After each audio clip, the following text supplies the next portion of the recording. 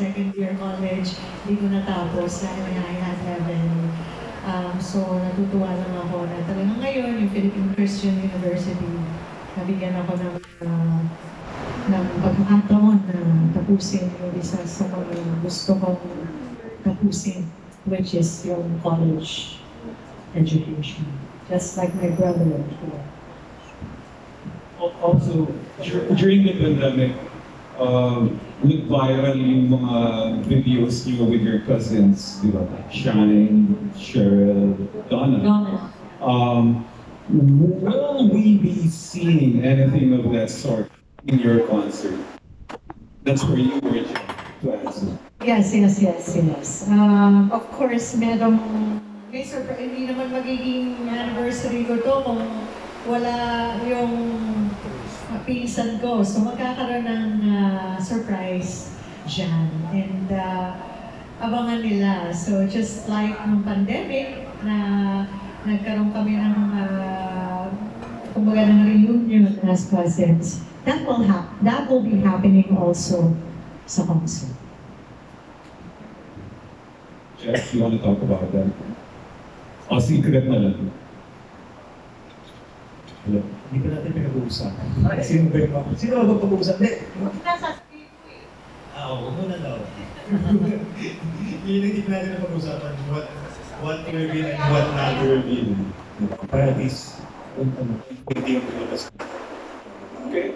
So, any more questions from our friend?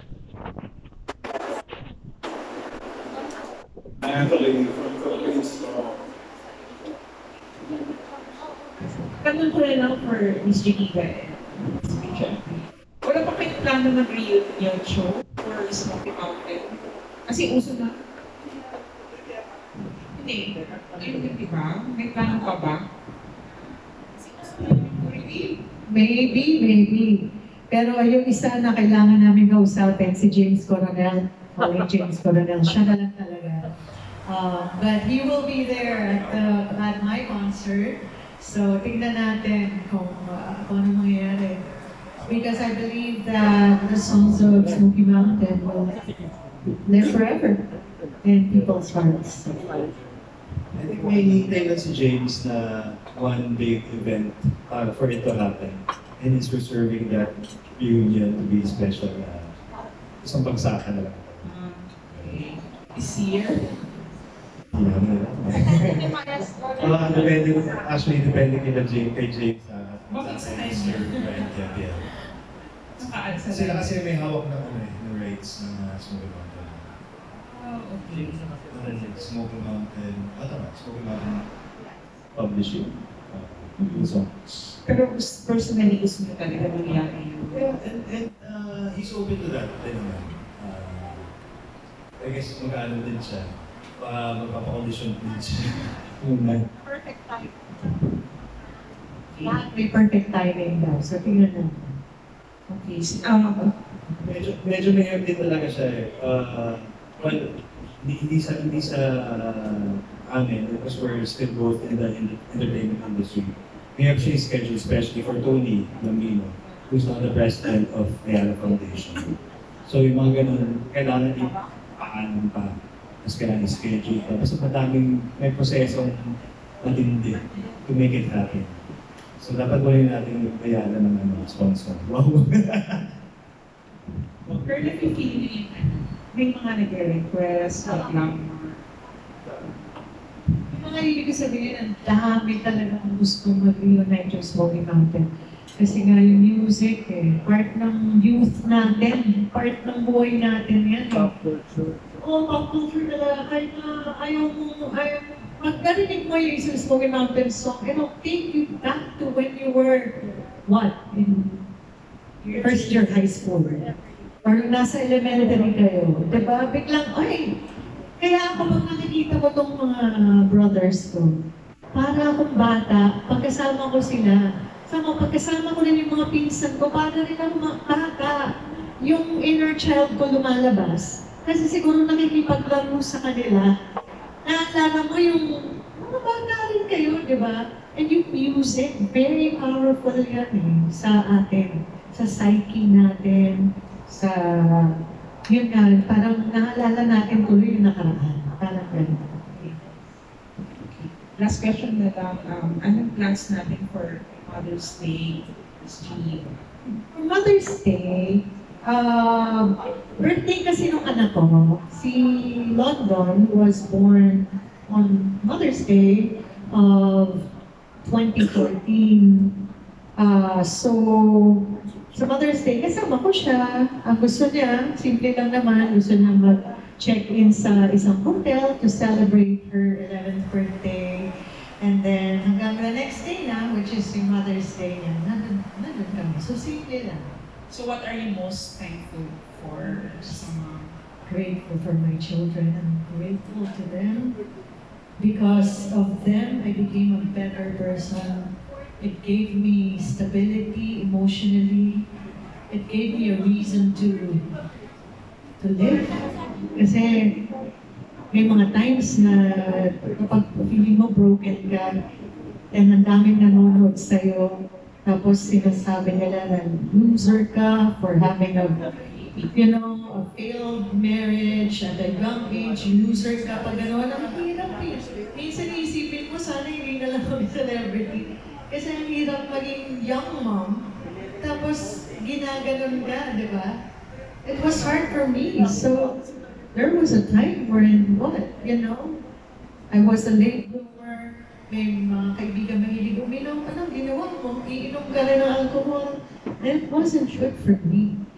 And when I had my children, most especially si London, because I was older na, it gave me a reason to live my life better, to become a better version of myself. Na kaya ko harapin yung pain ng buhay nang walang alcohol, nang walang kahit na ano. And that made me a better person. So yun lang yung perspective na yun. Kaya hindi ko pagpapalit yung sarili ko ngayon sa sarili ko nung mas bata ako. I don't care kung ano sabihin nila, you're old, you're almost 50-year-old. I don't care. I am happier now. I don't have anything to prove to you. And when you get to my age, when these kids get to my age, or our age, lucky sila. Kasi, matanda sila. Look at Tito Haji. He's only 70, 71 when he passed away. Wala siyang kahit hindi umiinom, hindi naninigarilyo. Always present sa lahat ng trabaho niya. Never had a manager, ah. Siya lang ang nag-manage sa kanya. Ito lahat galing sa best friend namin, si Rachel. And ganun yung buhay. Biglang wala, kinuha na siya. Hindi na nga siya tumanda, diba? Pero to some people, ng kabataan, matanda na yan, how do they know? When they reach the age of 70, matuwa sila. When they reach my age, which is 49, swerte na rin sila. Tumanda sila katulad ko. Diba? So, kung bigyan ako ni God ng, ng mas mahaba pang buhay, at umabot ako ng 70, 80, or 90, or 100, I would be very, very grateful. And I will never call that growing old, diba? It's just living my life to the fullest. Diba? It's that. Thank you.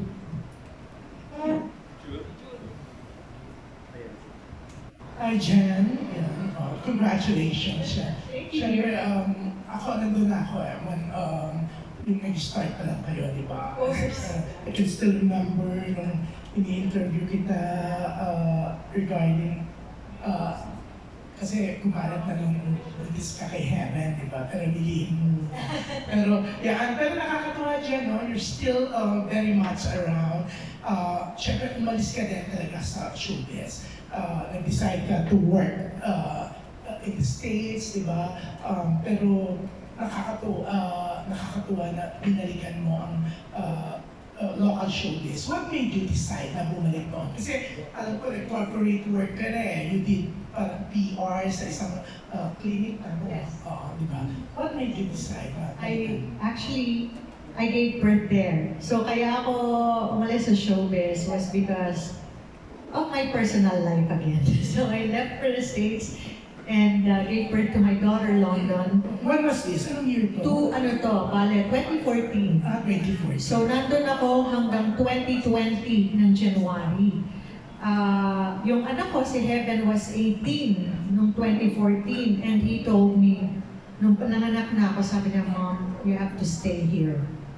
So I stayed for 6 more years. And bumawi ako sa inanak mo kasi hihingi niya yun eh. Dahil ang problema kasi sa ibang mga showbiz moms, kailangan mo, pag nanganak ka, kailangan mo nang bumalik, kailangan mo kumita ulit. Yun ang nawala na hindi ko nabigay sa anak ko yung kay Heaven. And noong 2020, he told me, Mom, sabi niya, if you still wanna, keep working, if you wanna go back to show business, Mom, so you can finish what you started, go ahead. You have my blessings. Siya mismo yung nagsabi sa akin na nakabawi na ako sa mga pagkukulang ko noon as a mother. And when he gave me the blessing, yun, bumalik ako dito. And then nagkaroon ng pandemic in March of that year.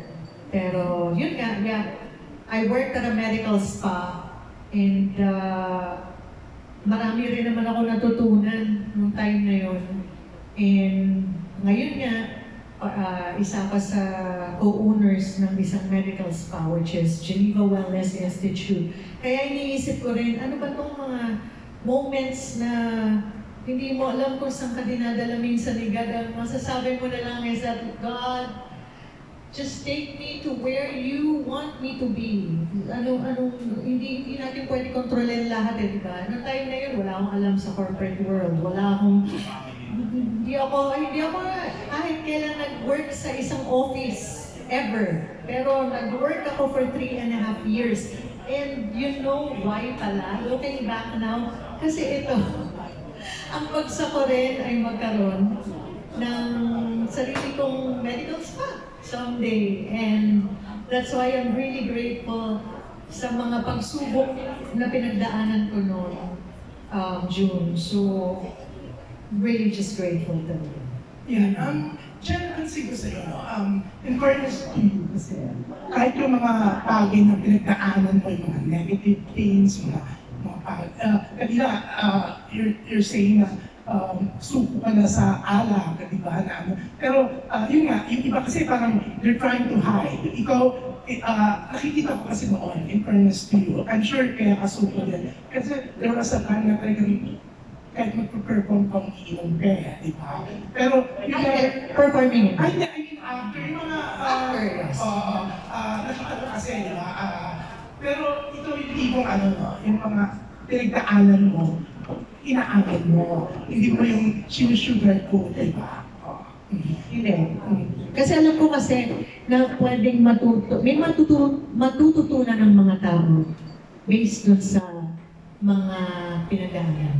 So yun naman I think yung isa sa mga purpose ko is to make other people's lives easier kasi palagi ako nagda-dive in head first.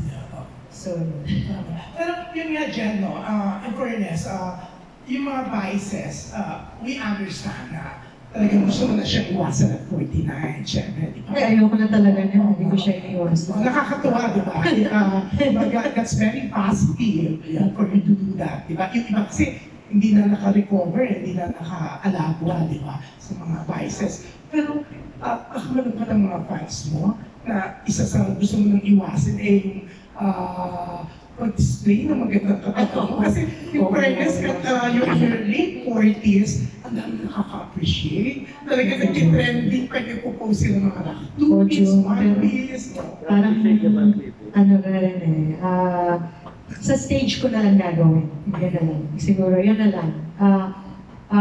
Heaven never liked it, to be honest. My son, because some of his friends would say, oh, your mom is so hot. Ganyan. Alam mo na, and I'm sure hindi lang ito nangyayari sa akin. I'm sure may mga nanay na maganda or sexy, kahit hindi nagpapakita ng skin. meron talaga nagkaka-crush ng mga barkada ng mga anak, di ba? Normal siguro yun. So, ngayon naiintindihan ko na I've shown enough skin, although hindi naman ako nag-sexy talaga sa pelikula, di ba? Hanggang mga social media na. I think that I am more than my skin. So, I want to be able to show na pwede rin naman tayong maging, kumbaga parang vibrant na 49-year-old and mas mature, mas madam. It's good to hear na hindi naman pala tuluyan, di ba? Kundi sa mga shows, pwede ka pa magpa-sexy. At least, On the stage, basta kaya pa ako. Sabihin mo sa akin, pwede na joke. at least pagkakakitaan mo pa. Kasi, busy sa social media. O diba? Pero ang ganda na lang. Basta sa stage, as an artist, I think it's only fair. Basta kaya pa. Basta kaya pa. Pero yan, congratulations for the Gen Evolution. Nakakatuwa na magkasama pala kayo ni Jen. Yung friendship talaga. Gusto ko kasama siya lagi. Yan talaga yun. Ay, nag-ano ng puso si Jen. Ibigyan nila siya ng pahunan niya. Pero yan, we're so excited for Gen Evolution. Congrats din, Jeff, na siyempre you're handling Gina's concert, di ba? Talagang malaki ang tiwala sa iyo ni Gina. Kung manood ka, para makita mo rin. Yeah, This is our time. Ito yung time natin. I'll be back on May 30, so I'm gonna watch for sure. Yeah, congratulations! Thank you!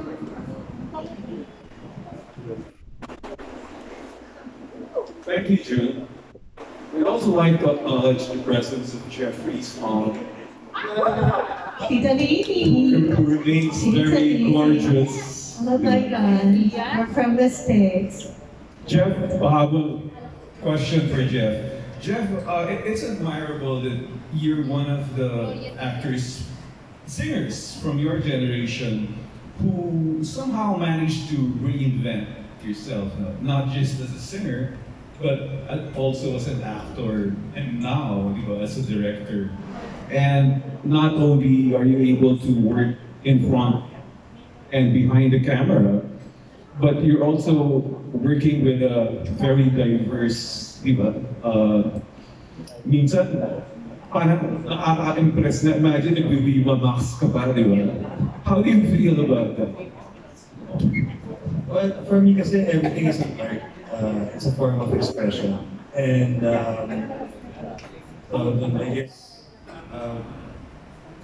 Geneva and I both just have to be grateful na parang siguro at our age, we can still perform all these wonderful things. So right now, I'm also at this point in my career na parang I don't want to try anything na kaya kong gawin. Mas matapang pa ako kay Geneva. But I think yung growth ko as an artist has helped me in the different facets. Like being a director has helped me become a better actor, better singer as well. So lahat siya interconnected. Is that also what keeps you young? Because di ka matanda, parang si Jen, di ba? Ganun talaga yung mga BFFs ko, kaya si Rachel. Birds of the feather. Birds of the same feather. Any more questions from our media friends? Okay. Ito mas matapang kasi nag-Viva Max ka. Gusto mo mag-Viva Max ako? Gusto mo yung mga anak ko magalat sa akin? I guess iba talaga magka-parent ka tsaka hindi ka parent, no? Mas there yung bahay. Sino na mga parent ka? Okay na ba tayo? Okay, formally a question. Sino daw yung mga guests? Yeah. Sino ba mga guests? Sino ba surprise na lang na yung mga yan? Siyempre meron isa sa family, tapos yun isa sa godchildren ko, si Sam Shove, of course. We have the best musician. I will have an amazing dancer. just to give you, just for you to be able to kind of like imagine the opening number that I'm telling you now. But in high school, I was a cheerleader. And gusto ko talaga, opening pa lang, maramdaman na kagad ng mga tao, they're back in high school, that they're back in their youth, na yun mismo agad yung first number. And when I was launched as a solo performer, yun yung album ko na I Like You. And ang sponsors ko noon were, of course, yung Sanrio and Swatch under Giftgate, of course. And so imagine nila yung Keropi, yung Swatch, and yung cheerleading squad, and all the neons that you can imagine, and the song I Like You. And just, alam mo yung first song pa lang, siguraduhin namin na talagang balik high school kayo kagad. So gusto ko ganun. Talagang maiisip niyo ulit yung nakaraan. But in a good way. So, high energy talaga siya. So let's form, I know some of you might still want to interview them extensively, so let's formally close the Q&A and